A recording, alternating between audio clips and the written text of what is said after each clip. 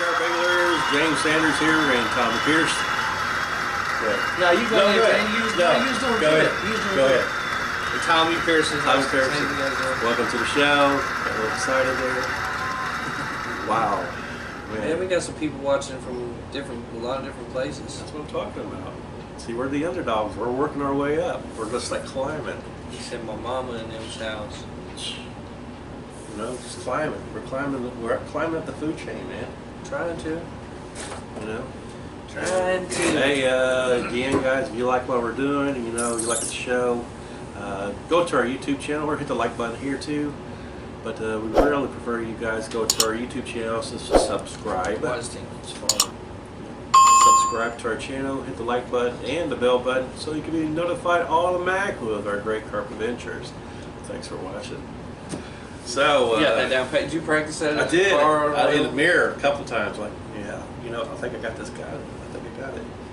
You know, but yeah, carp anglers, this is Wednesday. Our special guest today is going to be Kenny Mac and Kerry Wright. Right now they are at Dale Hollow. They're from USA Carp Guide. They're also right now at this moment in Dale Hollow busting. Kerry just busted a 40, didn't he? Yeah, it was. I want to say it was maybe like 40, almost 41. I don't know because I don't know if the true number was posted, but they just. I think that was posted, but it's in a 40 club. Well, it's still 40. My PB from there is 34.4. And that's a common. Yeah. 33 is a mirror. 30 is like, yeah, 32. They said it was 40 even. 40 even. Thank you. Thank you, boy. And yeah, that's a man. I haven't got a 40 yet. Huh? I haven't got a 40 yet. Have you ever hit? No, I never hit a 40. I dreamed about it. Have you ever hit a 30? About it. Yes, I have hit a 30. Who'd you pay for that? Nobody. Wait.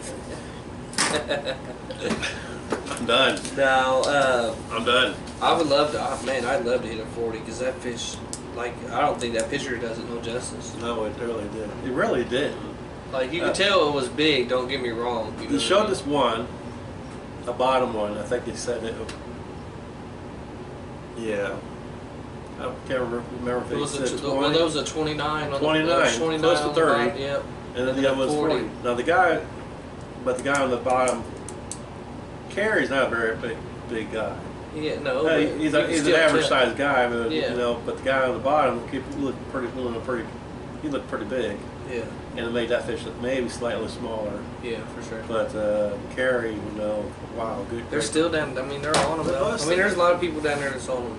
Yeah, and yeah, for the spawning season, you know what I mean. And they're looking for a lot of protein, looking for that bait, and you know, and do that little love making down there. You know, getting that spawning thing. Yeah. You know. Protein.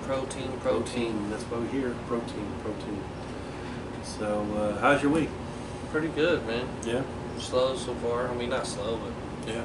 Just another day, another color. Yeah. You know what I mean? Gotcha. Black. It was black and white today. My week wasn't too bad. You know. Yeah. Just chilling, hanging. You know, trying to do. We have a video shoot this week. I'm going to Lake Lemon. Hopefully, you going? Yeah, I'm gonna go. Okay, so that's okay. Haven't really officially talked to all the team yet, but I think we got a couple on board, and I'm pretty sure we probably busted a couple. Don't do that. There's some 30s in there. I know there is, but don't. There's some 30s we in that don't jinx it, so we might literally go out there and mess around and blank. Well, you know, that's because I just bring my rabbit's foot. Remember the lucky rabbit's foot? Yes. I don't think you've ever seen this thing. No, but I've heard you talk about it before, though. You never seen that before? Mm-hmm. Really? Nope. It was a big thing in the 70s. In the 70s? No, 80s maybe. I was gonna say because I was born in the 80s. 80s, you know, they actually had real rabbit's foots. They used them, and they had a cut off. Okay, not lucky for the rabbit, but yeah, it was cut off, and then they made it to a keychain. They put a keychain through it. Yeah. You know, and sometimes they come in different colors. Sometimes it's like green, like they dye the fur green, or red or whatever or white. I mean, it was a crazy thing back in the day. Yeah. But of course, you know, I'm thinking the animal act. You know, PETA probably got a hold of it and was like, we're being cruel to the rabbits. So I don't think that situation worked out anymore. Yeah. Because I don't see them no more. You know? So, how are we gonna do the giveaway this week? Whew. All I know is we have a mystery box on the way. Yeah, we do have. I don't know what's in the box. Oh, yeah, from Yeah, Carl. yeah, from Carl from Bait Pro. Yeah, Carl from Mac Kerry. There's actually, you know, there's. I was gonna do it this week, but Are you gonna wait? well, Yeah, we did get our our beepers came in. Yeah, they gotta go up there. Oh, okay. Yeah. Yeah, really nice looking. Very, very nice. Very Yeah, nice. so our beepers came in Yeah. to match our for Team Fish Fighters. Yeah, look at that. He had to find the special colors or whatever because he didn't have that in that color scheme yet. Yeah, put it inside that one, other camera too. Yeah. Yeah, there we go. There we go. Very good, very well made. Very. Fish on! Fish on. Very loud, and you can also Yep. Good job, Mike. you can also just hit the light. Oh, yeah. So. But they're good beepers. Yeah, good price too. You know. So, you know, next week I'm gonna give yours away. Aren't you? yeah, I'm gonna give my set away. Then James is gonna do the same with his. He just has to figure out very well. how he wants to do it. Yeah.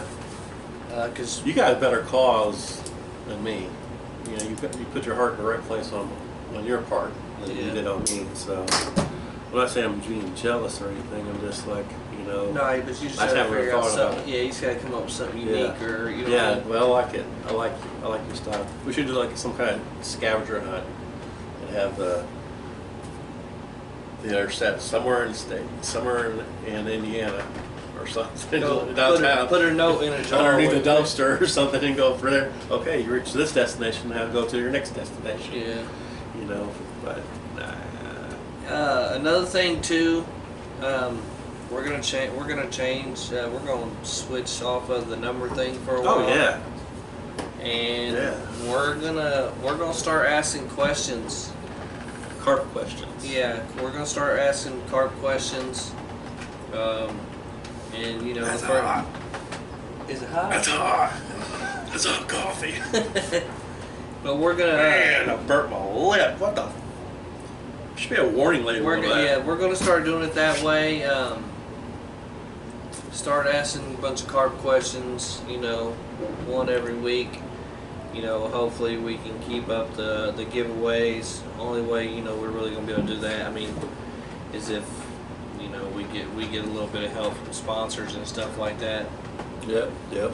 So, but all right. What do you think, man? Want to call Mr. Kenny? Yeah. Get this little shit getting going.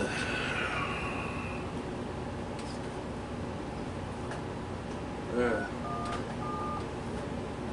Yeah. Man, they're down there busting up. You start on the fish on right now, right as we're speaking. I know they're an hour behind us. Yeah. But still, though, Yeah. man. Right now it's about 6:41 down there, and of course we're 7:41 right now. But yeah, that's how it goes. Hope they get a good reception. Yeah, that's what I was just thinking. You should. Hello? Hi. Kenny. Yes, sir. Hey, Kenny, how you doing, brother? Good, brother. How are you? Pretty good. You're welcome to Carp Talk. Thank you. Thank you.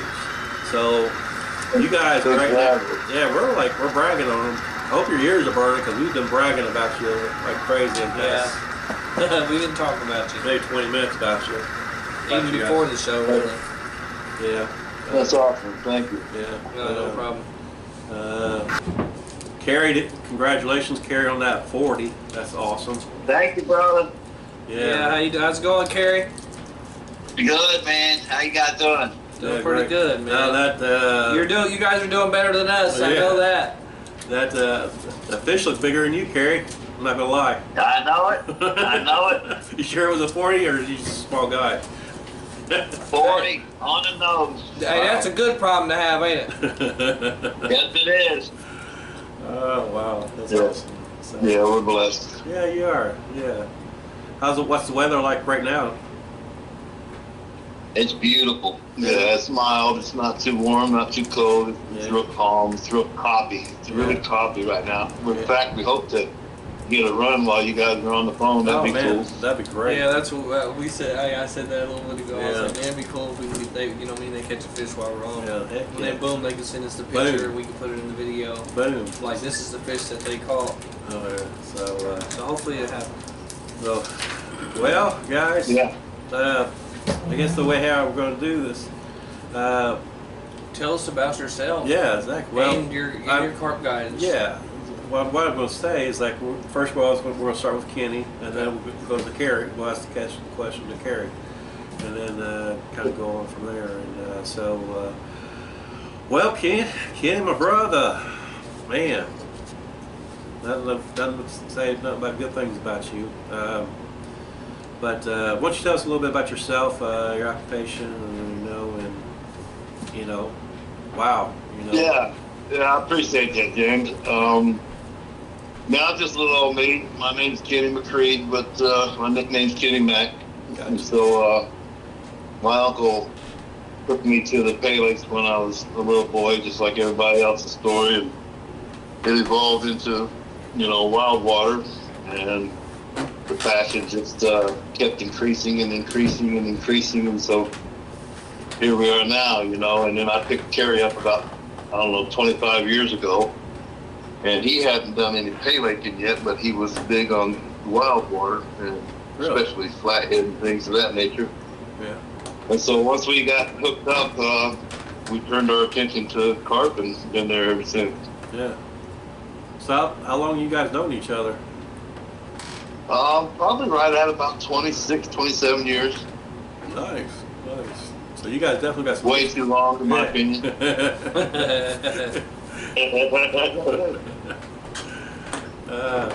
Yeah, but look Go at ahead, you Kerry. guys. Tell them about you. Yeah, go I Kerry. work for Window World. Window World. Simply for less. I was a bass fisherman for most of the time, still am. Got probably $10,000 worth of bass gear in the garage. But Kenny, I'm just lucky, and Kenny's like, I'm gonna take this guy to the Pay Lake and cash in on him. And there's been some good stories there. Whipping. Finally catch my first carp with the parrot face. They didn't have no lips. I was like, no wonder you can't catch them. They ain't got no lips. Oh. Yeah, back in the day, Yeah, they were pretty rough.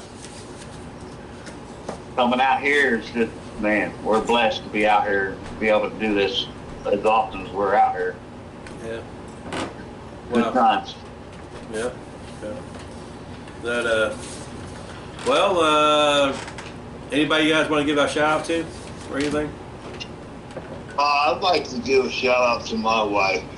She makes this stuff possible. If it wasn't for the strength of her and her keeping everything held down at the fort, then, I couldn't do this at all or even come close to it.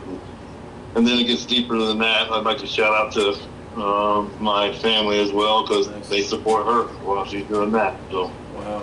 can't do this alone. You can't do this without your family. And I just want to tell my wife, Melissa, that I love you very much. Oh, there you go. That's what I'm talking about. Who's your favorite child? That'd be Levi Blue. I'm just gonna say it. They know it. I'm not gonna try to sidestep it. He's my 8-year-old grandson, and he just got to wrestling, and so I've been a wrestling coach for some time, and it's kind of exciting seeing the second round come through and get to teach the sports that you love and raise character. Yes, sir. Yeah, I like that.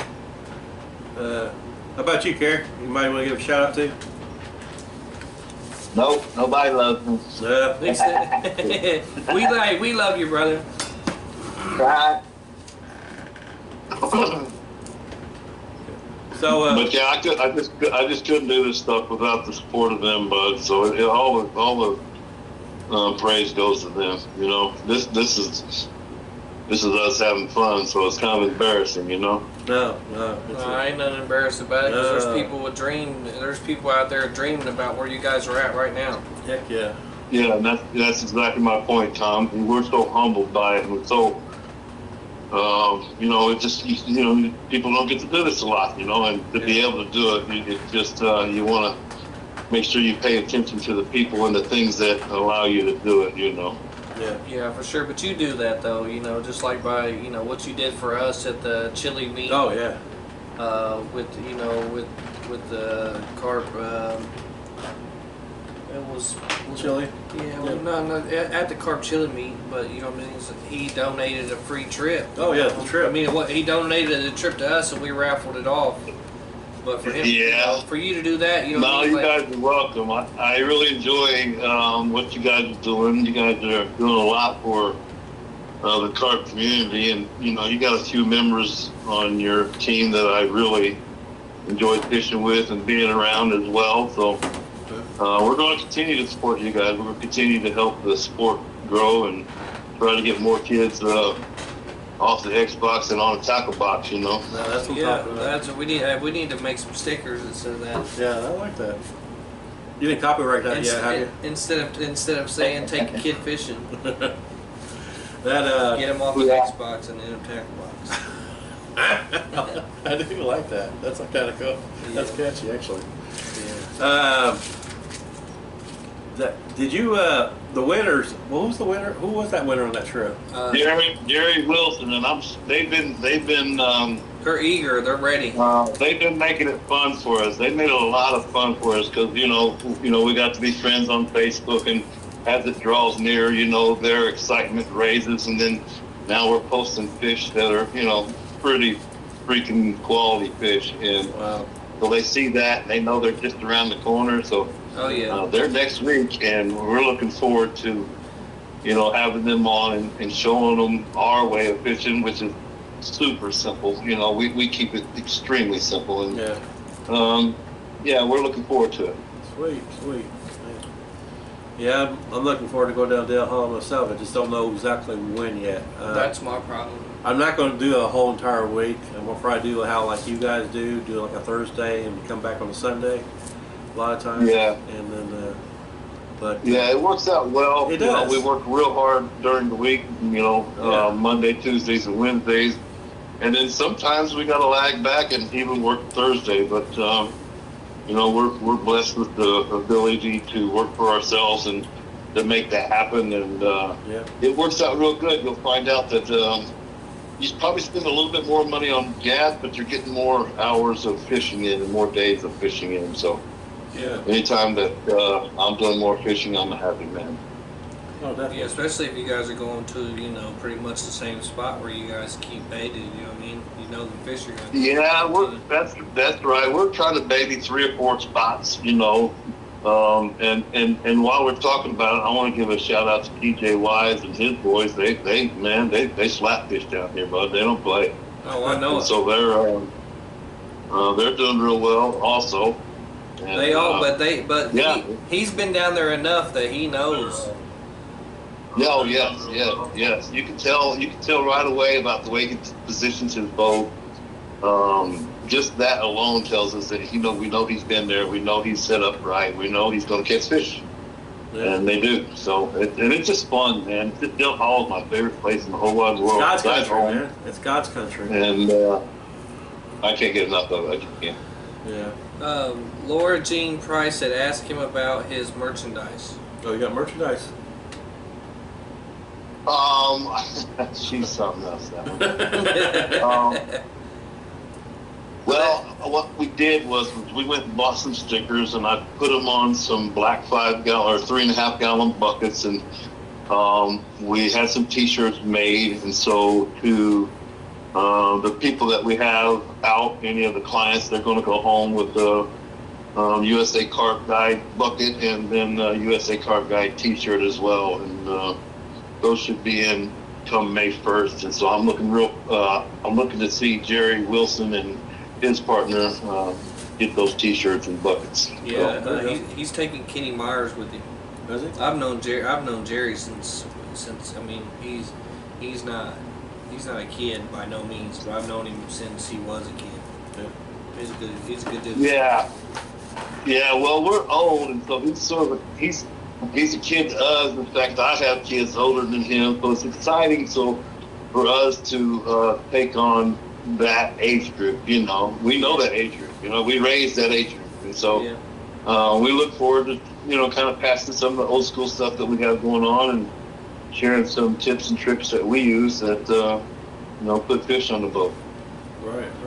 Now, as far as like your carp guide and stuff, do you want to tell people like how much you guys charge, how you guys do it? Whether it's a 3-day or 5-day or 7-day. Are you guys even ready to do that yet? Or even are you? Well, Yeah. Well, I got to tell you, Tommy, I don't. And I'll tell you why. It's just that I don't want to allow it to do anything other than enhance our fun and make it more fun, because we do love people. We do love sharing what we know. We do love seeing the light bulb going off in people's faces, especially when they catch their PB. And we do enjoy all that stuff, but we're taking it extremely slow. Right. And we're sort of having fun with it first. We're taking people that wouldn't, otherwise get to go, Right. and sort of knocking out our hometown people first, and getting people taken care of that have been at this a while. Shout out to Dwan Thomas for, him coming out here and knocking his 40 into the park. So Yeah, nice. that's where we're at. We don't want to just, we're going to have the website fixed. There's some differences that I got to make on that thing. We're just kind of crawling to it. I mean, and calling my uncles up and say, hey, you want to come this weekend? Calling, family members up, hey, you want to come this weekend? And then, people that couldn't ordinarily go, we really like to donate our time to them, and then see the joy on their faces when they put a pig on the other end of their line, and Yeah, for sure. makes lifelong memories, man. That's what USA Carp Guide is about, making lifelong memories. And we don't want to jump off of that with going after money, going after it commercially or anything like that. We just want to take baby steps and That's kind of cool. coast into this thing. Yeah, I could dig it. I like that. Yeah. Yeah. Keeping it. Keeping it simple. Yeah, just keeping it simple, and that's really, Right. I mean, I think that's a better way to go for you, because he's really humble about it too. So. Oh yeah, definitely. So now you said you guys kind of like started out in the Pay Lakes. How long ago? I've been doing that since I was about 9 years old. I have a wonderful uncle, Larry Morris, that he would come and pick me up at my house every weekend and take me to the Pay Lakes. And back then it was Lynn Wall and Yates and Dick's Pay Lake out there off London Road. All right. And so we did a lot of that growing up, right? And then I moved up north sometime later, and that's when I ran into Kerry. And back then, we'd take and find a lawn chair and turn it upside down and get some Play-Doh and look at these fish on the bump, buddy. That's how I started. We got our dough ball, and then I was doing it on the side of the road one day, and Kerry drove past me, and then he stopped, and he's like, "What are you doing?" So Flipped you off and took off, right? And he hasn't never done it like that. Kerry's a freaking old river rat. Kerry gets a hook in an aluminum can, and he'll catch a 25-pound carp, with his bare hand. That's what Kerry does. So he was real interested in what I did, and we started fishing together. And this guy could catch fish like nobody's business, right? So I'm like, "Hey, you wanna go to Pay Lake with me?"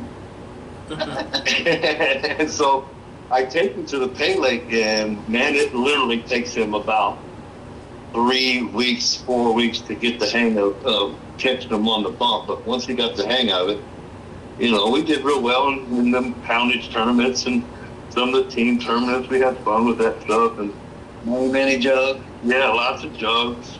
But it just kind of got to where it wasn't doing it for us, you know. Not to say, you know, it's not good for the next guy. I think Right. if it makes you feel like it makes me feel, then more power to you. You do what you do, because I'm gonna do this over here because it makes me feel so good. And if that's what you're doing over there, man, high five. You know, do your thing. So we started gravitating away from it, and then Dale Hollow come up. And once we got a taste of that bug, it just got more and more fierce, and we just kept, you know, trying harder and harder. You got to know how many times we've come out to Dale Hollow and blanked. You got to know how many times that we've left out of here with our heads down and scratching our heads and not knowing what we did wrong at all, and getting zero information from the lake, getting zero, you know, when you don't capture this, you don't capture any information. And if you don't have information, you're dead in the water, pal. Right.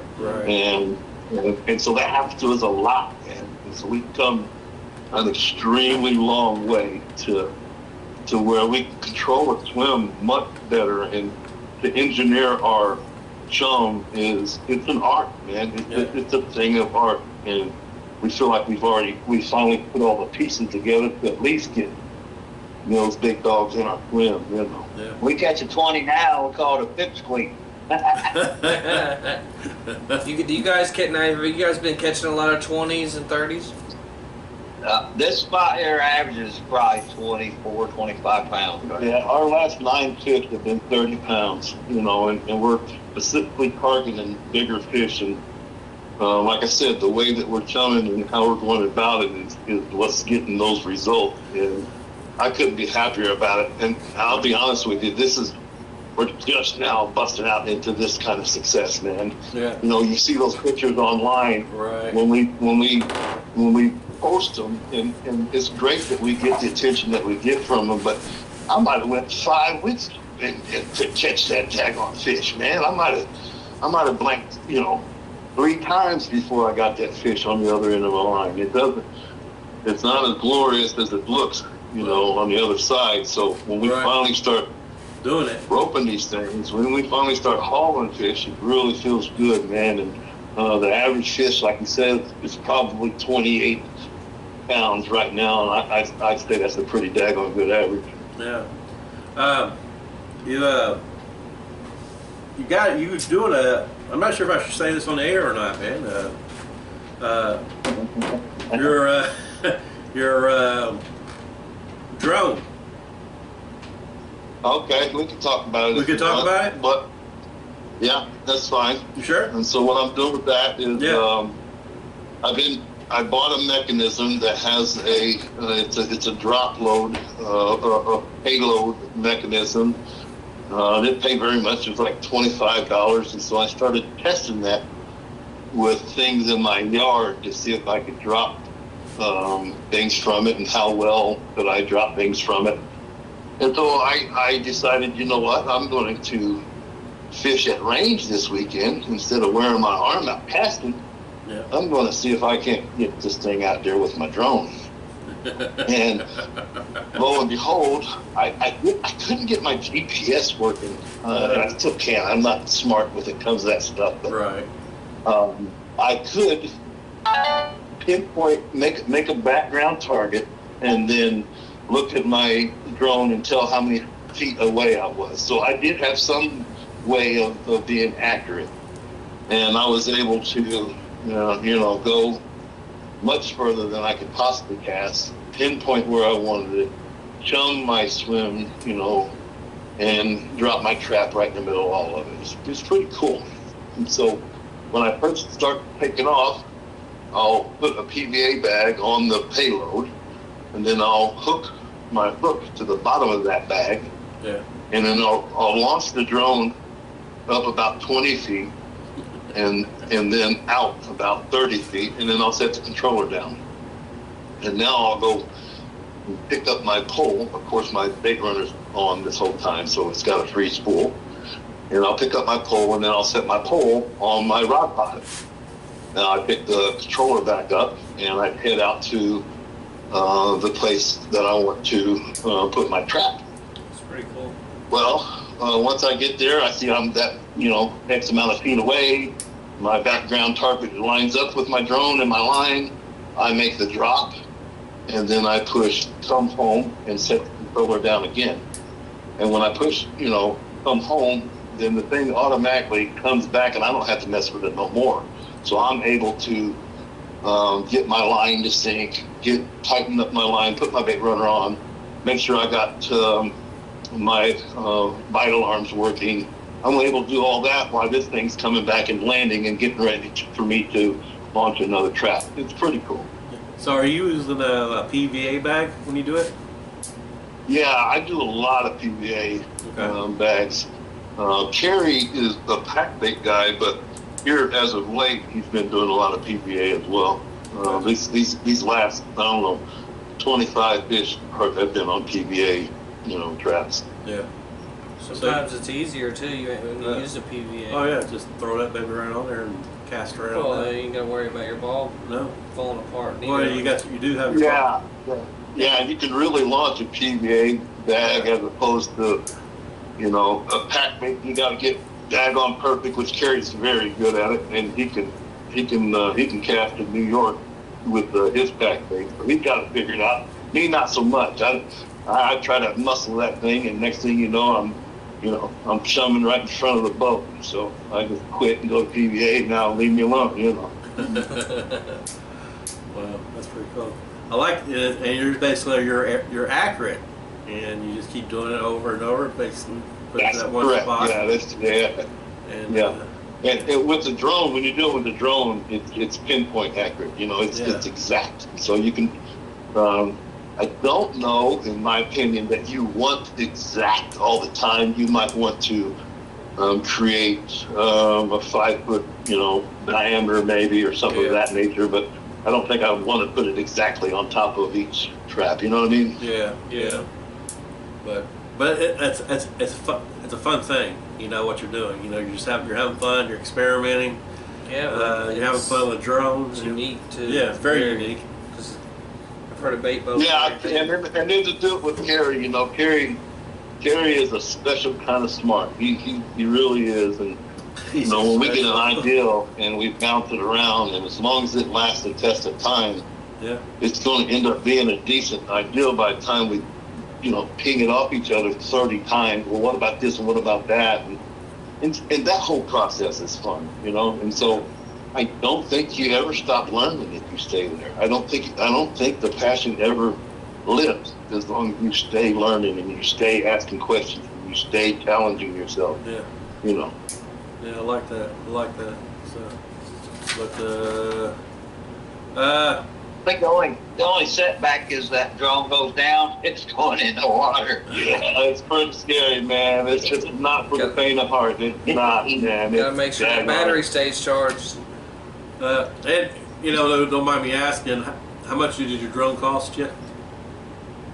I think altogether we were in the 1,600 range, but I bought some extra batteries and the case, and things of that nature. So I think I know it wasn't 1,700. So in the $1,600 range, and that had the payload. That includes the payload mechanism and extra SD cards. And that's pretty Mac Daddied out, to be honest with you. It's like 6 batteries and the multi-charger where you can charge multiple batteries at once. And all the bells and whistles is probably right at 1,600. So it's nerve-wracking when you stick that dude across the water. Oh yeah, I bet. You never crashed it yet, have you?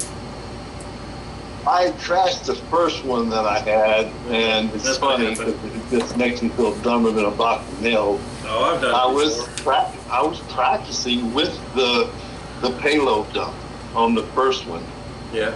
And I was using, you remember when we were kids, they had the parachute guys that you wrapped around with a rubber band and, you slingshot him in the air and he comes down with the parachute, he opens up. Yeah. And so I had one similar to that. And so I hooked it to the bottom of the thing, and this is my very first flight trying to use the payloader. And so I don't know how to wrap this guy up. So I just hook him from the top of the parachute. And so now he's hanging down about 1.5 feet, the parachute, and then the little dude that comes with it, right? So I start to lift it up, and I'm doing, okay, good. All I gotta do is keep going up, and it can't, it can't hurt anything. So I start to go up with the daggone thing. I raise it up to about 20, 25 feet, and I click the button to open up the payload mechanism, and it don't open up. On the tag on it, it ain't working. So I hit it again, I'm messing with my controller, and so it's just like buzzing there, and I was like, dang on it, it ain't working. So I went to bring it back down real fast. Well, guess what happened? I went right into my parachute, I went right into my dude, it got all into my blades, and man, we come down hard. So that sucks, man. You like I said, it's not for the faint of heart. You gotta be really careful, man. Wow. And you gotta be a little smarter than me. Well, you're basically you're just learning. So you gotta crash something once in a while to learn off of it. Yeah, live and learn. Yeah, live and learn. No, I think that's true. I do. I think that's true. I think you're not escaping this thing without. Right. If you're trying at all, I think you should really spend a lot of time on the land and make those errors before you Go in the water. Walk the tightrope. Well, Another thing that we worry about out here when you're fishing, like let's say Goat Island or Kemper Flats. Maybe not so much Kemper Flats, but you're fishing them open waters, and if you use a drone to get way out there, well, while you got that stuff in the air and this boat comes in between you and the drone, buddy, down goes the drone, you're done. Yeah, I messed with my drone a couple times over at Kemper Flats. Had a good time, but I mean, that's when the water received a lot. You know what I mean? I'm out over there. I was on the bank too, so yeah. So I always had a good time with it. Yeah, I crashed it a couple times. But like you say, Thomas said, you gotta live and learn. And, no, that's right. You gotta go after it, man. It's gonna happen. I suggest everyone to start out as cheap as they possibly can. Right. To get used to it, man. Just step up slowly so that you can not make the mistakes on your higher quality machines. Right. So I got a question for you guys. Since you guys go to Del Hollow a lot and all that stuff, what kind of advice can you give on chumming your swim or being, to bring the carp in? Not your guy. It don't have to be your guys' swim, but yeah, just what you guys suggest somebody to do. Well, say I'm going to Del Hollow, and I said, man, how am I supposed to bring the carp in? I think that the most common mistake made out here is the faith that people have in corn. Yeah. Especially deer corn. Man, we're asking a heck of a lot out of this corn, brother. People are asking a lot from this corn, so they. I think I know what you're getting ready to say. Go on. I'm sorry? I think I know what you're getting ready to say, but go on. Well, if you don't have a lot of nutritional value to it, then and it's only taste, then it's not going to do the things that you need it to do. Like, I don't know that the corn attracts fish, and I think that's one of the problems with the delayed bite is that the corn is not exactly what you need to attract fish. Yeah. And like I said, there's a lot of guys out here that have it figured out. We're not any special team. We don't have capes on or anything like that. But we don't use corn in that fashion. What we do is cow tubes and protein items. Right now we're on a boiling campaign using Lorenzo's boilies. And those are full of protein, man. And those are you're literally, making your 38 pounder a 41, by the time it's said and done. And the place to use corn to us is after you start crashing. You got fish in your swim, you caught a fish or two, you get information from the captures that you make. When you see what they're pooping out, you can just put your hand right on there and it's going to tell you if they've been eating your stuff or what's going on, and you can take all that information and apply it to your swim.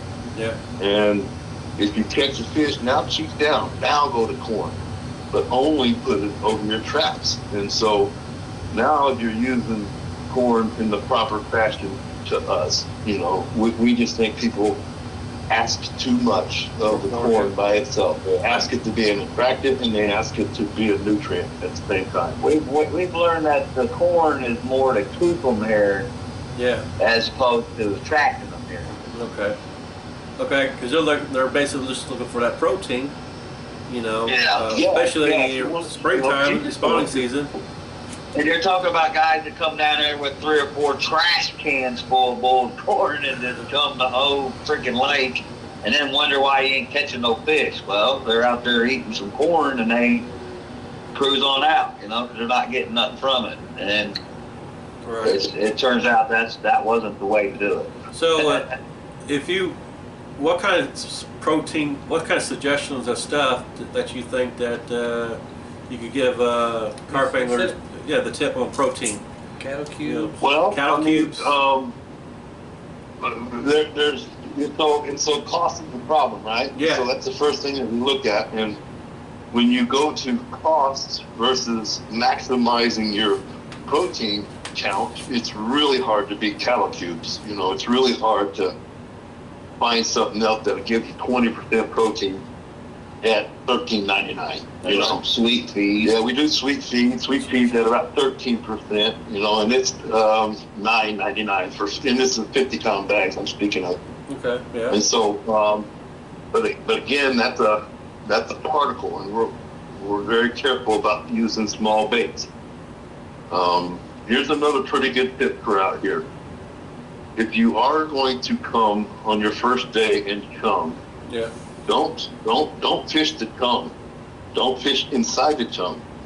Fish on the outskirts of that chum, because the reason why it takes so many days for the bite to come on is that they can't hardly understand what's happening there. What is that? And so it takes them a while to get used to that chum that you put in there. Well, where do they start eating at? Well, they're going to eat at the edge. They're not going to break across that chum bed and start eating in the middle. Yeah. There's no way. They're going to start on the perimeter and pecking away on the outside. So when you first get here and you chum, keep your traps at a perimeter. Keep your traps outside of your chum until you start seeing cracking, until you start bringing the fish into your swim, and then bring them in a little bit. Yeah. So Big crash in my swim just now. Nice. Might get to see a fish, guys. Sweet. Excited.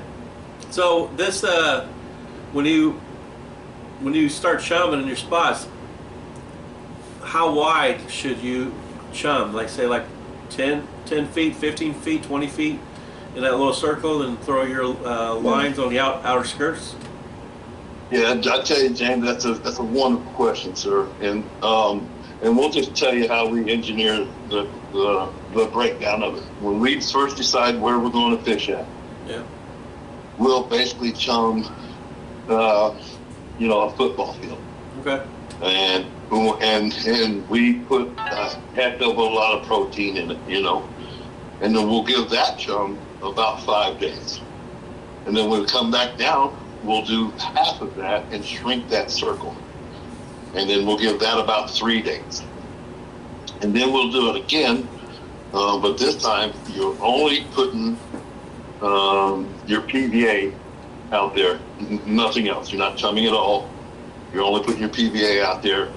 And the biggest information that you can get at that point is how much of my chum is still out there. And that's the information that, like, a camera would be great to do, but we don't have that, so you gotta take what the lake gives you, Right. as far as the information is concerned. That might be something too. We could be interested, if you guys are going to come down, where you're going to fish at. We might be able to go throw some bait out for you and Yeah. pre-chum it, because that's the Yeah. You know, a lot of people understand it. You know, you come down, you got 1 week vacation on the year. Hey, I'm going to go down here. Yeah. Who wants to wait 4 days for your first fish? You know what I'm saying? I've done it. And I think that's, yeah, that's where we're lucky to. We're coming down every weekend. So, you know, we can chum it. And we're down 4 days, we're back, you know. It ends up being perfect timing for that. I went down there for a whole week. I went down there for 6 days, or 6 nights, 7 days. Yeah. And blanked. Which damn near, Yeah, like so almost sorry. everybody Yeah, blanked. man. Me and Kenny done that. Sat at Goat Island for 10 days, caught a catfish. We sat down at Taylor's Ford for 10 days and caught a catfish.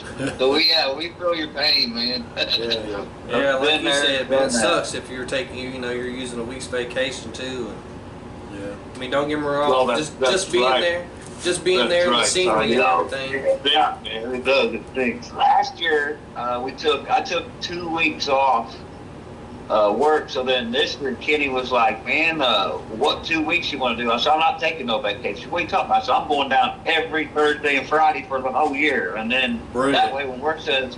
Well, you already took a vacation. No, I ain't never took no vacation because we're gonna come down every weekend. You know what I mean? Yeah. Brilliant.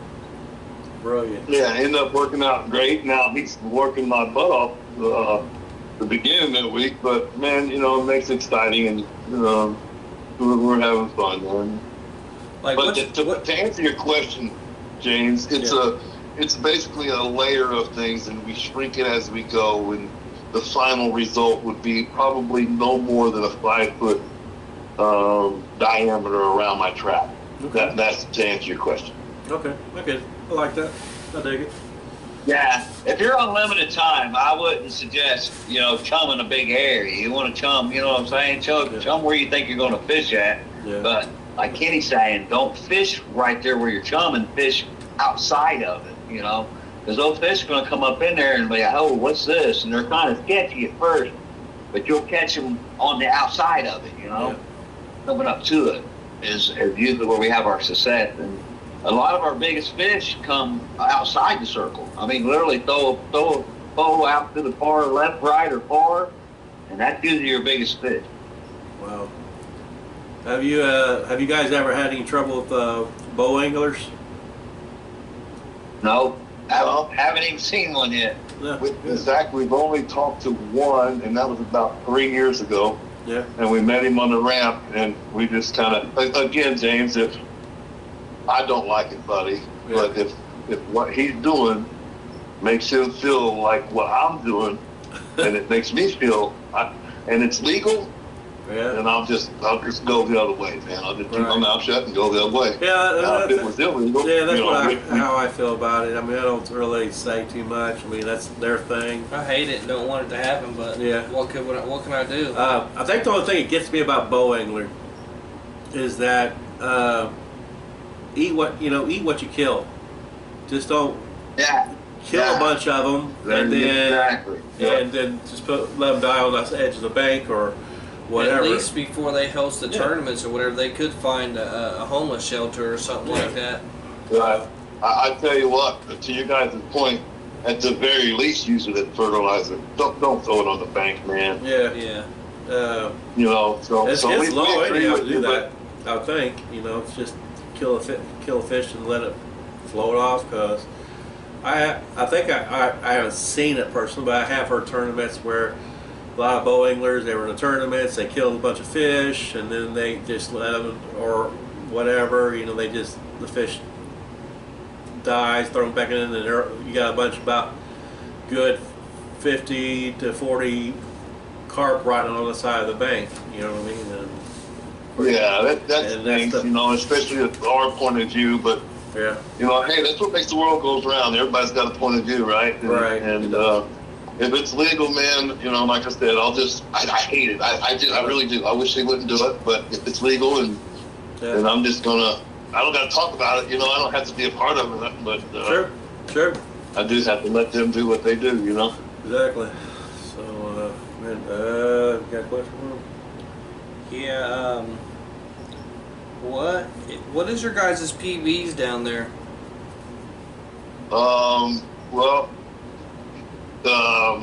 I just busted mine and took it to a 36. Jeez. And which is awesome, man, because I'm stair stepping up. And, you know, when I come down here originally, I was at 26 pounds. And then I went to 28, 29, 30, 31, 32. And it's been real fun and real slow. I appreciate that, actually. And so we went to 36 last weekend, and kind of the same thing for Kerry. You know, he's a little bit ahead of me with it, though, but he got some, you know, really close fish to 40, but wasn't there. Right. And then when he finally cracked this 40 right here, it wasn't a 40.1. It was 40 on the button. And so that's exciting because now 40.1 could be his new PB, you know, and the gradual rise is fun. So to answer your question, his is 40 and mine's 36. Okay. My 40 on a mirror and 39.9 on a common. Jeez, Lord have mercy. What about buffalo? You guys caught buffaloes? Biggest bucks I caught that Indy is probably 20 something, 24, I think. Yeah, I think my biggest buffalo is only around 18. Yeah. And they came from Indy, you know. But I'm going to go to Decker this winter, hopefully. And Where? if I can't get it second in, Okay. with them boys down there in Austin, Texas. Yeah, Austin Anderson. Decker Lake, yeah. Yeah, we did a podcast with him last year. Very nice guy. Very knowledgeable too. Yeah. Man. Oh, yeah, extremely knowledgeable. Yeah. He's definitely a good tour guide. I'm sure you guys could probably talk to each other and probably swap. Yeah. Heck yeah. Hey, probably swap a session for a session. Yeah, I try to get him. I try to get him out here, but I tell you, man, them Texas boys, once they're home, you hear me? Yeah. Yeah, well, I mean, They don't like to go a whole lot. He's only been to Texas and Italy. He competed in the World Cup there, but Wow. that's the only two spots he's been in. He wasn't a whole lot interested. He said he might, but he wasn't a whole lot interested in coming to Tennessee. Yeah. I mean, they catch some pretty big commons, buffs, and everything there too. So, Sure do, yeah. Big bass. I mean, he's posted. I'm friends with him on Facebook. He posts a lot of pictures of some nice bass, big bass too. Yeah. You know, Yeah. big, huge. I mean, everybody already knows he catches big, huge buffs. So. Yeah. No, that's right. Yeah, and I want to get involved in that. That'd be fun, you know. Especially here we go again. My PB's only 18, you know, so Yeah. well, even it'd be fun kind of crawling up that, you know. He was telling me one of the main spots that he fishes, like, just say for instance, if you want to take the wife with you, I want to say he said there's like a lodge or a hotel right there by where he fishes at. Just in case, okay. if you want to bring the wife and she didn't want to be out there Right. all the time, like how we're He gonna be provides all the equipment too. Yeah. So Yeah, that helps a ton. yeah. That allows me to fly, you know, because them long drives hurts my legs, and I'd rather just get on an airplane, you know, cut it down. Right. Yeah. You smoke your cigar? Them providing the equipment is a good thing. Yeah. Are you smoking your cigar? I am smoking a cigar, James. What flavor are you doing today? Actually, this is like a Genghis Khan, man. That's Nice. what it's called. Yeah. I know you be both leather cigars. But I only have this one and one more, and I gotta quit, man. They're quitting? too much for me. I smoke too many. Yeah, I gotta quit, man. I I smoke kind of too thought many. about doing that too. I'm out of control with it, and I just gotta show some sort of discipline. I'm already, round as a hot air balloon, so Yeah.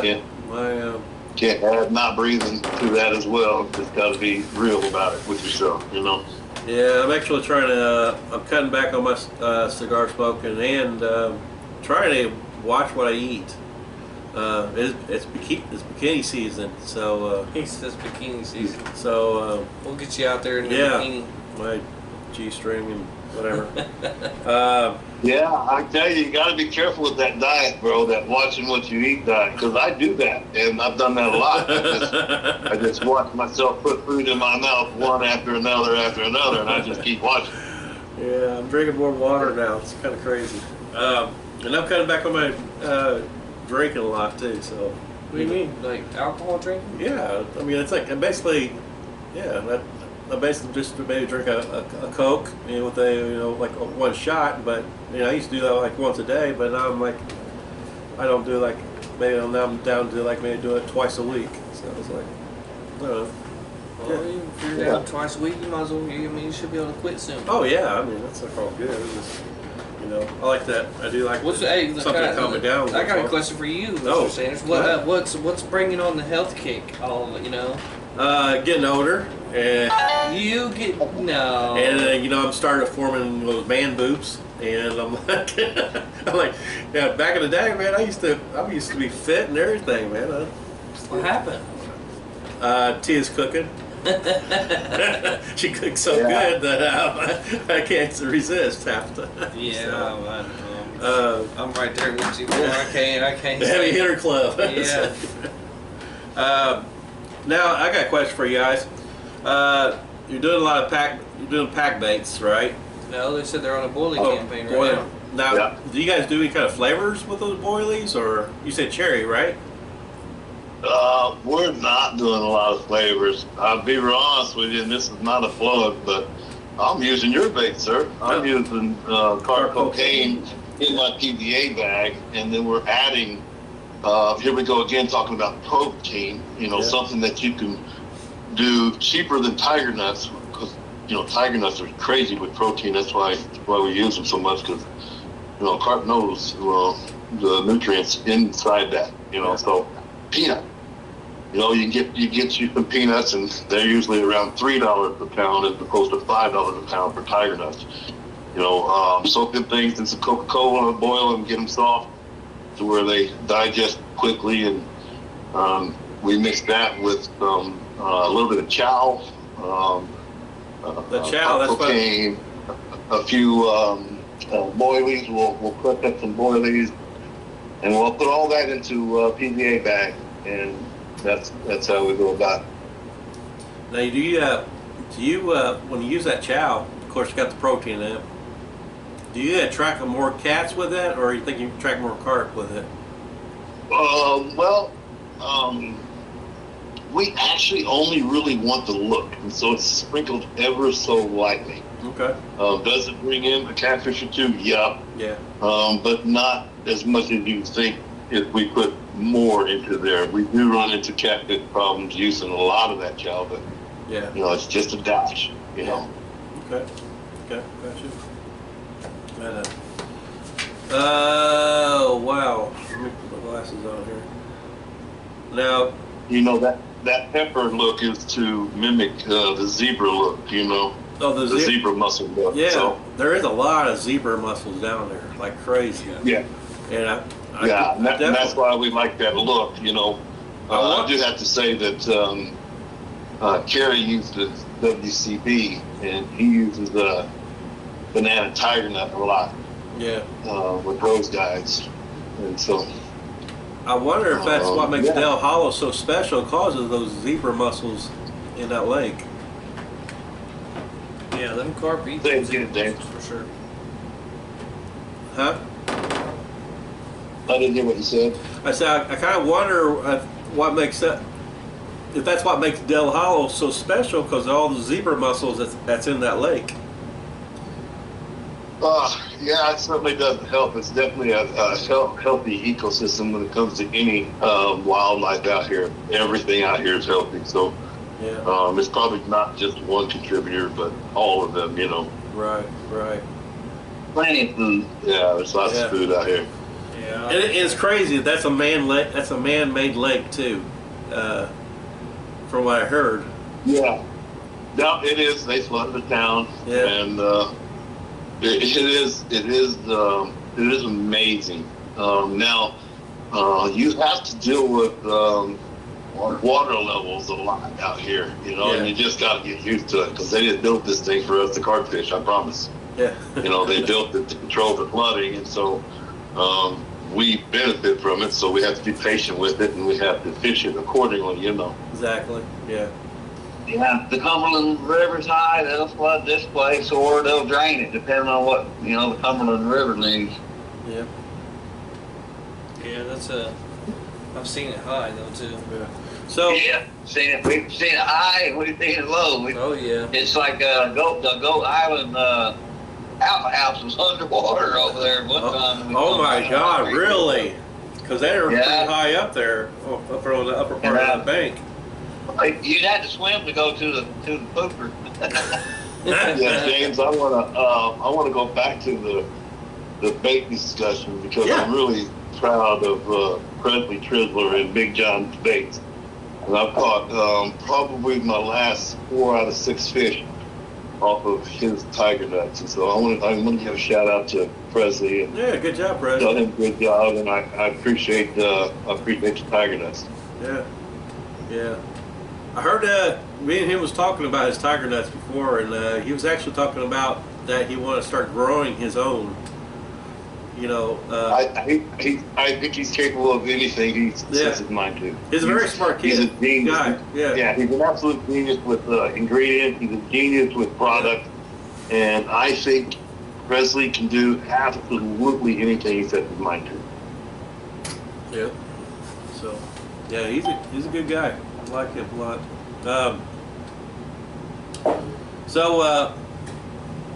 The rigs are you guys using? Of course, you're using regular hair rigs. We are. We have a little. We have a little hook bead at the curve shank there.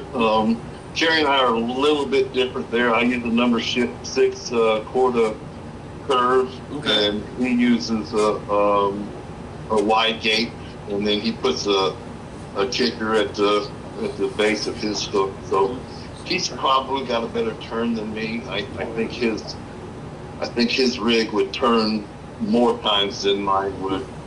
I'm stubborn. I can't try to fix something that isn't broke. Yeah. You know, if it fails me, then I'll look into it. But yeah, Kerry spends quite a bit of time making sure his simple rig is perfect. Are you guys using inline weights? Yeah, we use a 3-ounce inline gripper. Okay, but you're not really. And it's kind of versatile for us, and we use a bolt rig, so Okay. it's a frozen weight until the carp shakes it free, and then it goes to sort of a Carolina rig, and it floats back and forth, you know. Okay, I can do it. So real super simple rig. There's nothing fancy about what we do at all. Yeah. We use the anti-tango sleeves at the top of our rig and hook it to a quick change swivel, which is the number 8, and that's what goes up into our lead. We cast it out there and let the fish take that number 8 out of the lead, so that he can't use that lead against me when we're in battle, you know. Oh yeah, definitely. Wow. So what do you guys like? Basically, prefer you guys fishing nights or days?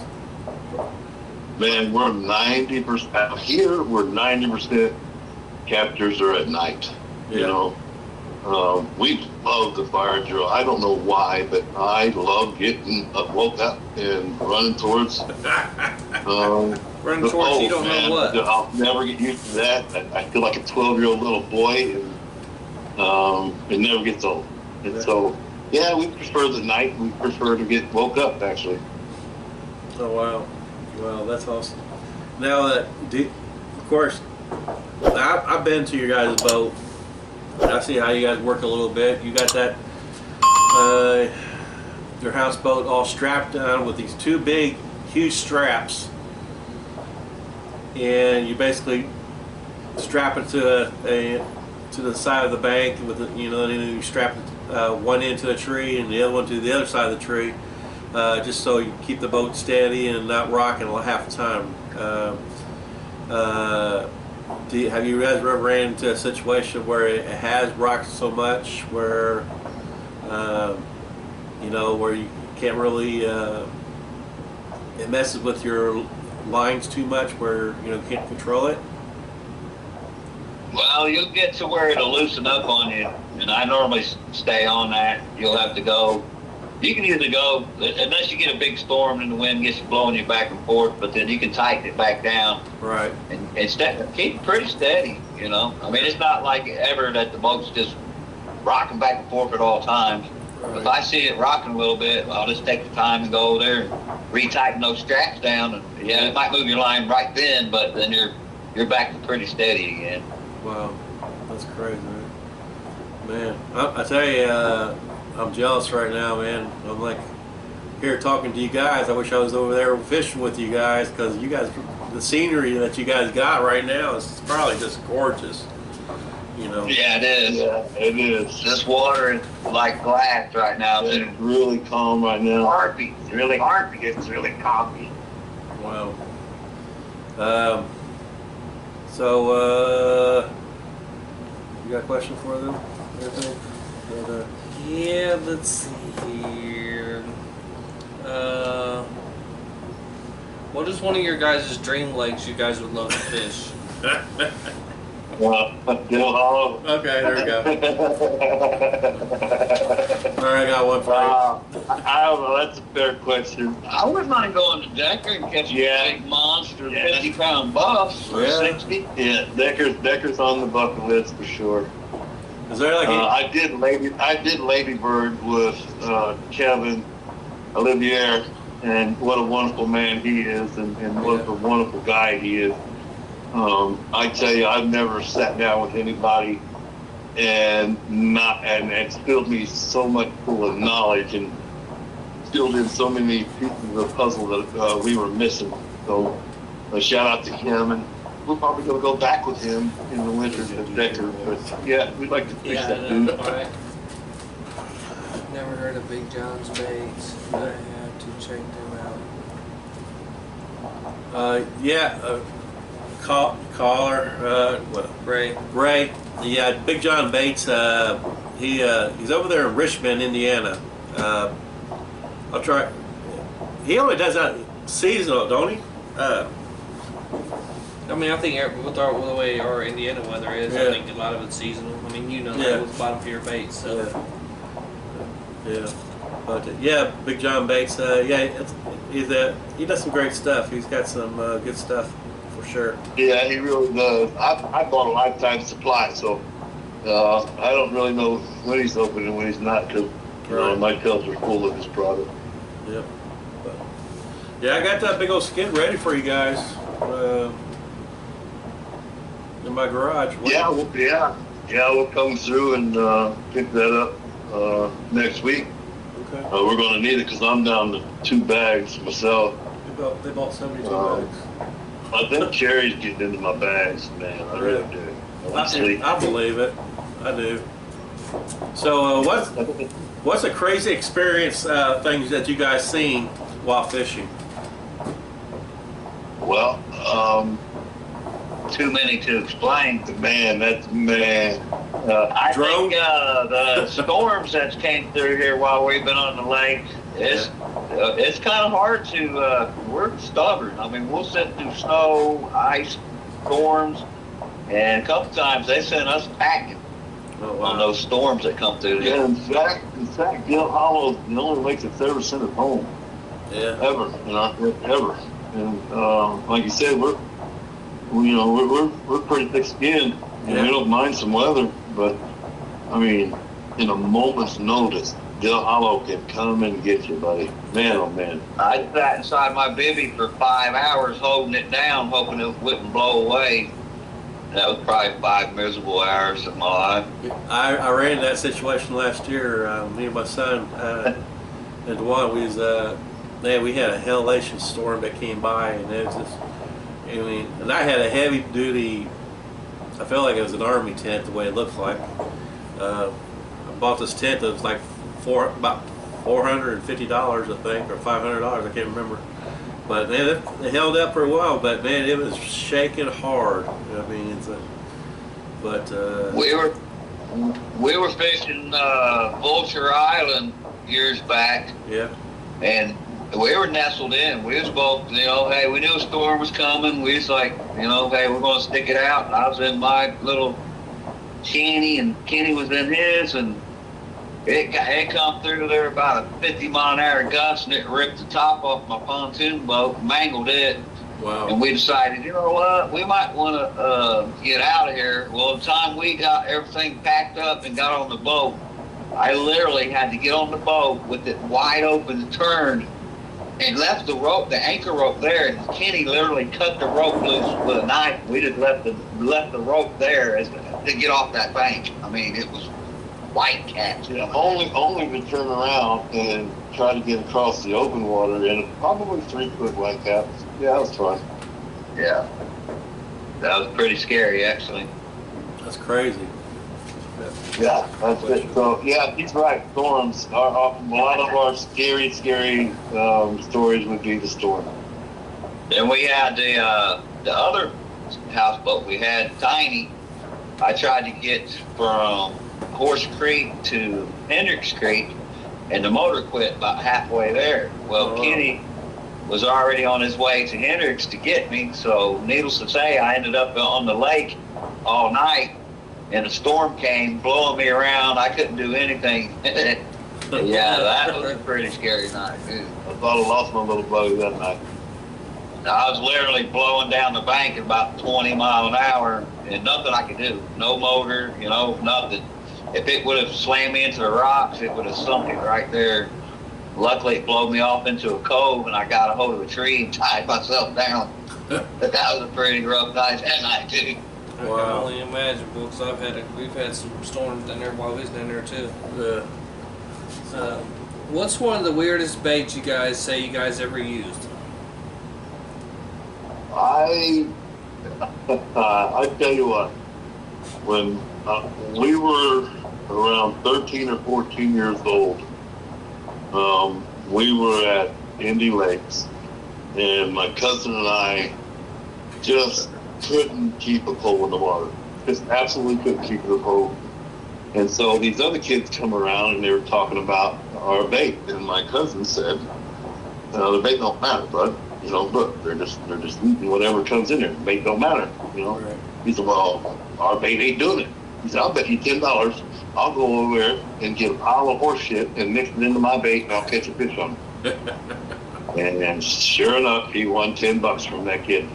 Oh, wow. So that's the strangest bait I've seen work. What about you, Kerry? Hard to say. Hard to say? Gotcha. Hard to say. I seen it all. I've seen it all. Twice. Okay. Who would you say is both you guys mentors? And okay, here we go. I'm sorry. So, who do you guys look up to as a mentor on advice on carp fishing? Maybe back in the day, now, whatever. That's a great question. For me, I like to pride myself of being compromised by 1,000 men. Meaning, take a good piece of each person that you run into, pay attention well, and be a good listener, and take their good ingredients, and each person that you run into. So it's a multitude of people. It's a multitude of happenings and events that culminate my heroes. So I can't really pinpoint one. Right. It's just a part of community in itself. Okay. Yeah, I like Yeah, knowledge. All you can get is knowledge. They say knowledge is power. Knowledge is power. It is. You can only you can take what somebody tells you, and if you're not getting results from it, you gotta adjust that. You don't have to throw it in the trash. Right. You just have to adjust it accordingly till it starts working. And so we're constantly adjusting. We're constantly trying to raise the percentage of me and Kerry, we really hate fishing. We do not like fishing. We like catching. Amen. Fishing could be boring Yeah. Fishing can suck. if you're not But I catching. tell my wife, I hate fishing. It's catching fish is what I like to do. Yeah. The fishing part sucks. The catching is what's fun. That makes sense, actually. I never really thought of it that way. I like that. When did your guys' passion for carp fishing start? Mine at 9 years old. Yeah. You know, as soon as I caught my first one, and my uncle showed me how to. And back then we didn't use any weight. You know, he showed me my first fishing knot, and no weight. You use a soft dough ball, and then you know he showed me how to make the bait. So you know, at 10, 11 years old, I was making the bait, thinking I was super cool, and you know now I know how to add water to make it, you know, this way, or add a little bit of flour to make it a little bit stiffer. And so I thought I was big shit at around, you know, 10, 11 years old because of my uncle, you know. I think I used to go to a local lake by my house when I was younger. I'd get there real early at dawn and sit there and catch a bunch of bass, you know, whenever the water came up. Right. And then about 9 o'clock in the morning, the bass would kind of turn off and the carp would start rolling in there, and I'd just break out the old weedy balls and throw a pole on the side and catch carp over there. There's more bass than carp to start out for me. Yeah. Slowly. Kenny really got me more set for carp than I'd ever really been. I'd fished for him, but it was kind of more of a pat time instead of patch. I was always a bass fisherman. Yeah. That catfish, bass, crappie, you know, the little game fishies. Yeah, that's how I was back in the day. I was all into catfishing, and then I moved on to bass fishing, and then I just felt like between both of them, it wasn't enough of a challenge. So then you started. Right. So then you started paying people. To Yeah, I catch started fish? paying people to catch my fish for me, and no, Right. no. You about went broke doing that. Yeah. Once you hook a big old carp on that pole and get that feel, it's hard to get that out of a bass. It is. Now, unless you have an ultralight rod or something like that, but Yeah. If you're fishing ultralight with a little bluegill rod or a fly rod, you might have some fun. yeah, but my God, carp is like not into it really. But what do you guys with the USA Carp Guide? How you guys like to see the future with that? I mean, on with the guide service and all that kind of stuff. I mean, To be honest your guys with you, go? I think this is more me talking as it is Kenny, but it's kind of the USA Carp Guide is kind of we thought if we could do enough with it just to pay for us to fish out here, you know, pay for our slip, you know, maybe pay for our bait and stuff like that, then we're winning. You know, we don't want to turn it into a job to where, you know, we're not being able to fish because we got to cater, you know, to take people around, you know. Yeah. It's more, if it could help pay the bills here and allow us to fish for free, we're in. yeah, I can see that. I can see that 100%. Yeah, I don't see. Even if you You know, guys. it's like if I'm out here on the lake, I'm gonna be fishing. You know what I mean? I don't want to watch somebody else fish. Yeah, even if Even if you I'm guys. getting paid, you know, that's just the beaver. You know, you gotta have a pole in the water. Yeah, You know, for sure. That's Even really if you well guys. said. I second everything he said. He said it really well. We just want to pay for the slip that the houseboat is in, and it'd be great to pay for our bait. And yeah, So how much is that? Not being good personal or anything like that. How much is your slip for the hold your houseboat? it's a lot of money, James Center. Yeah. It's a carp hanger. Gotcha. Well, that's what I was gonna say. If you guys know New exactly. docks in and raising the prices, but we kind of had to move out of the one we were in because we was in high rent district, and we moved down further, and we're probably at, I think you're going to be around 3,200, maybe 3,400 a year. Wow. But you guys can, you know, like you said, figure out how much everything costs, and then do so many guide services throughout the summer. Yeah, to Kerry's point, that's what we would do. We would, you know, calculate the overhead and multiply that by clients to Right. get to where we want to be, so that we can still not give up our fishing time, because we'll not do that. Just like you said, even if we have clients, we're going to, put you in position to catch fish, but then we're going to go catch fish ourselves. So yeah, we don't want to lose sight of fishing, No. and we No. just want to try to pay for our overhead and get the fishing free, and then all the bonuses where you really get paid, where you really Is the PB. enjoy doing that part, is seeing the faces on the people that Man. wouldn't otherwise be able to get here, and or a little kid catches a big old carp. There's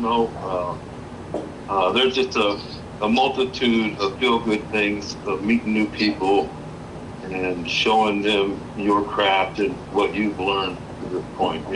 If nothing else, getting rid of that 4-day wait that you guys get. You come down here and you got to wait, everybody 3 or 4 days for them fish start biting. Let's try to get rid of that, so you come down here, and you're catching fish the first night. That'd be awesome. I'm gonna need you guys to inbox me maybe a couple weekends you guys got open so I can pick one. Cause I ain't gonna be able to take a full trip this year, man. Not with the new baby and everything. It's just not. It's hard. It's hard. It is. I've been there where you're at. That's where, like I said, we're just blessed that we have this time that we can, and in the position we are at, my job at Winter World, man, they're great people. I can pretty much say, hey, I want, Thursday, I'm never working another Friday again. They're like, what? I say, yeah, I'm never working another Friday. You're lucky if I work Thursday. Oh man, that'd be so A lot of awesome. people ain't got that. You get 1 week, maybe 2 weeks vacation, and that's the only time you got. I understand you got bills. Even if you can't leave, you lose a week, you lose a lot. Yeah. Yeah, man.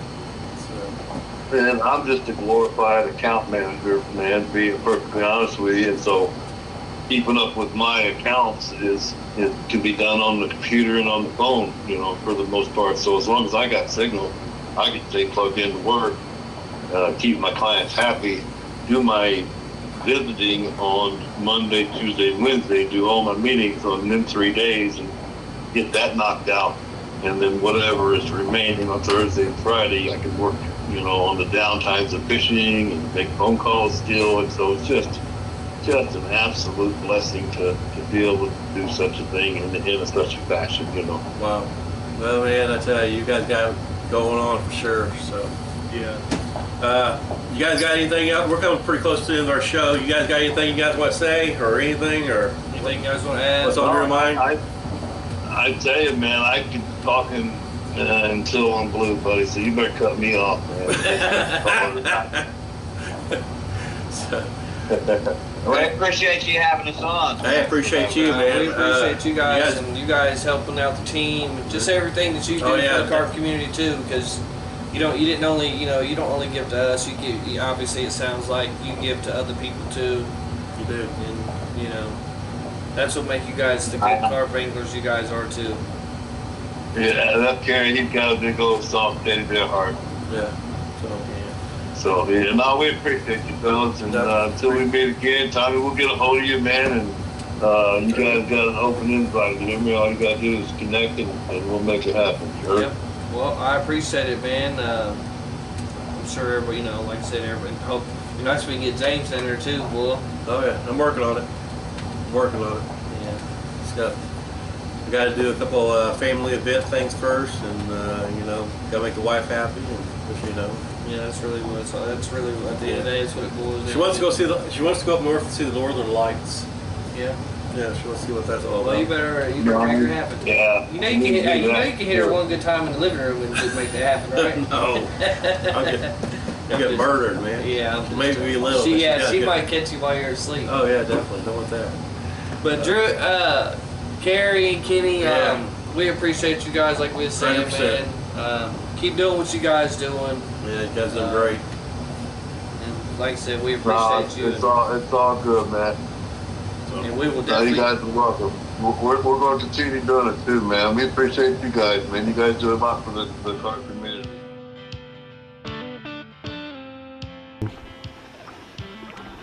32:15. Third fish caught. About 12 hours into the session. On bottom feeder, flavored corn and carp cocaine. Yep. My PB fell to bottom feeder baits again.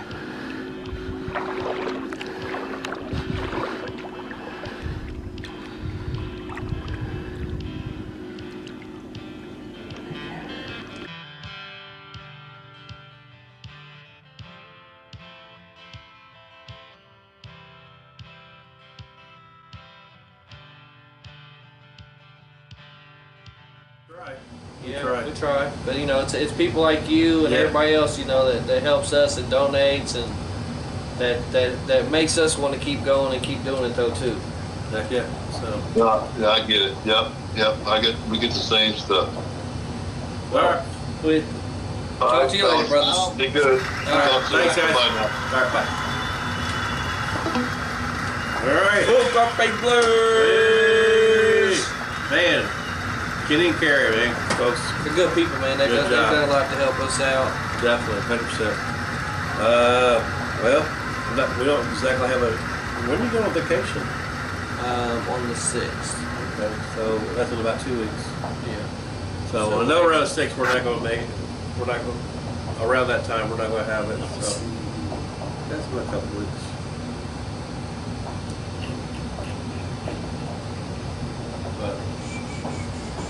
But I'm not going to exactly say who the next guest is, but it's going to be a surprise. But we'll get that figured out here in a minute. I got somebody that it's not for a sure thing. I think this person right here is going to be one of our guests. Drew? Yeah. Not maybe I don't know. Not next week, but I think when I get back from vacation, I think. Okay. Yeah. Then we'll play it by ear. Also, we're definitely do a giveaway. Like some of these guys up out here. Third. So the next one will be on the 3rd. So, but always support your local bait shops. This is you, man. Oh, no, this is you. No, this is you. Go ahead. This is you. Well, you know, always support your local bait shops. Yeah. Nitro Bait and Tackle. Yeah. Chris at the Barber Shop. Yeah. Any Bait and Tackle. Not just here in Indiana, but you know. Yeah, there's even in your own North state Carolina, too. North Carolina, PA. South Carolina, West Virginia. You know, The obviously heavy hitters on carp fishing. Yeah. You know, support them. That's where that's where all this originated from, man. What else we got?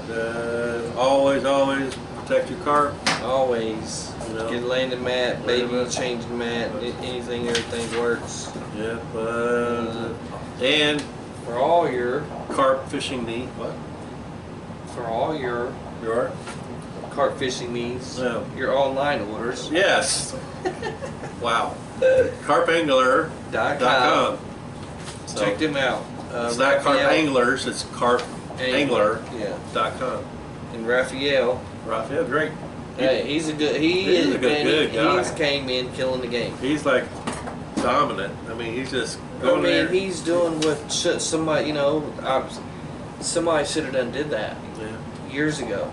That's why That's why he went from this starting out to already blowing up because of. And it's good to have more stuff out there. Well, it is more stuff at our fingertips. More varieties. Because it makes people want to order something more than what they would have ordered before, but they didn't want to pay the shipping. It's just a shame it's way up in New York. I would like to check out this new shop, but it is. But and again, guys, don't forget to subscribe to our channel. Hit that like button, hit that the bell button, so you're gonna be notified automatically with us great carp adventures and our podcast. So, all right, is that it? Yep, I think that's it. Well, hey, we got giveaways for next week. Yes. We're just waiting on some boxes to come in. We got some other things going on next week too. With the young man I'm going to have on the show before we actually call our next guest. Yeah. James put it out on. We got our next guest written down. Yeah. He'll get it out sometime this week. Yeah. But appreciate everybody watching. Yeah. Right.